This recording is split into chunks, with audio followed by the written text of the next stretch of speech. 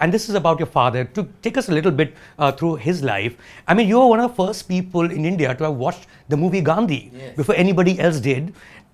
How, and take us through his life a little bit. So my dad had worked as a producer in Hindi cinema, of course, but he had become the touch point for a lot of the Hollywood productions that used to come in to India to film. Far Pavilions, eventually later on Jungle Book that was shot in Mehboob, but also Gandhi. You know, he was like the line producer at that time, or on the Indian portions of Gandhi. Mayank at that time didn't understand the relevance or the cinematic importance of that.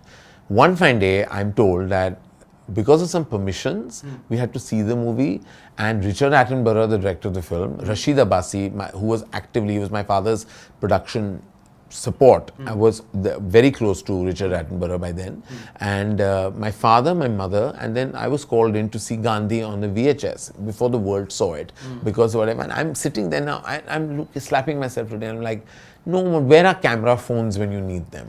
Where is the paparazzi when you want them? Like, there was nobody there. It was in my apartment in Malabar Hill. I've seen Gandhi with Richard Attenborough in my crazy 2x2 drawing room on VHS, awestruck by the movie.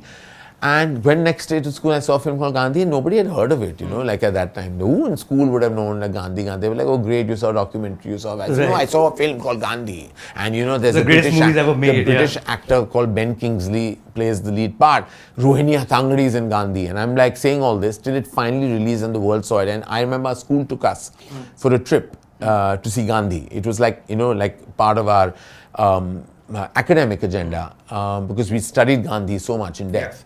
And I was preening like a peacock because I had seen the movie, but of course I was preening alone. Nobody else was bothered. Everybody was swept by the film. But like, it's things like this that you feel you wish you had archived. Right. So your dad got into movies how? Like, he also had a business of his own, right? I mean, he got into movies through a really... so basically my family business was much like Dhanlakshmi Laddus, was a mithai business. No shit, seriously? Yeah. So my family business was Nanking Sweets. Okay. In Delhi. And there was a point of time like where my father was much more, he was a photographer. So my dadi, who we called Mataji, told him that you should go. This is not for you. You go, you take the train and just go to Bombay. And he had some cousin there.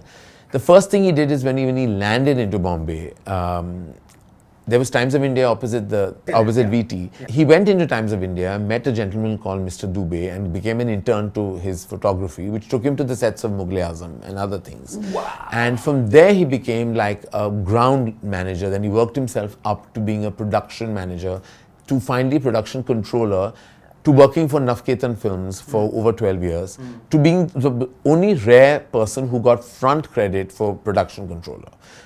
Everybody in the industry knew him. He was very popular, he was very loved, and he was very good at what he did. So Dev Saab, Vijay Anand, Raj Kapoor, K. Asif, like Sunil Dutt, everybody had worked with him. Every single person had worked with him, until he took a sabbatical and he started an import-export business and called Yashwan Exports. Okay. And then after that, exporting what?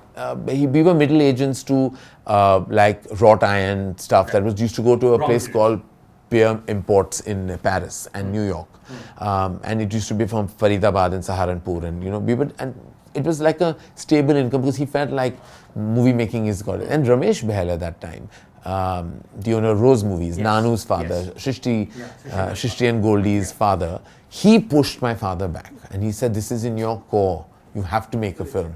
And that's how he met Salim Javed, and they had a script of Dostana. Amit uncle and my mom, ironically, went to school together. He was in Sherwood and she was in the sister school, St. Mary's. So they'd known each other from then. And it all came together as a film, and Dostana happened, and it was funded at that time by the Hinduja family. Right. You said that's how it's called, Dharma Productions. It's from Dharam Hinduja. Dharam Hinduja, right. God bless his soul, he's no more, but it's named after S.P. Hinduja's son, Dharam Hinduja. And my father made Dharam into Dharma. And we began the journey 43 years ago. Wow. So, I mean, in that sense, this is coming from your life, right?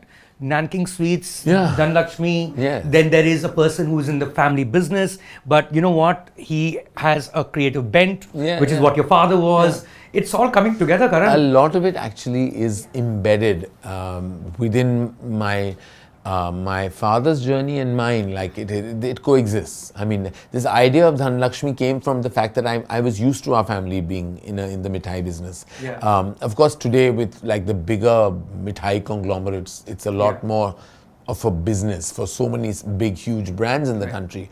In those days, it was like a mom and pop one shop. You know, you went to Nanking Sweets and bought what you had to. And I remember there used to be these pinnies that used to. Is it still come there? out. Is the No. Okay. Right. Ceases to exist. Why it was called Nanking also don't ask me. I have no clue. Chinese name almost. Yeah, right? weirdly. It's called Nanking. Nanking used to be a Chinese restaurant in most cities. Yeah. Every city had a Nanking. Yeah. But we had Nanking Sweets. Subscribe to Midday India. Get direct notifications on all our videos by clicking on the bell icon.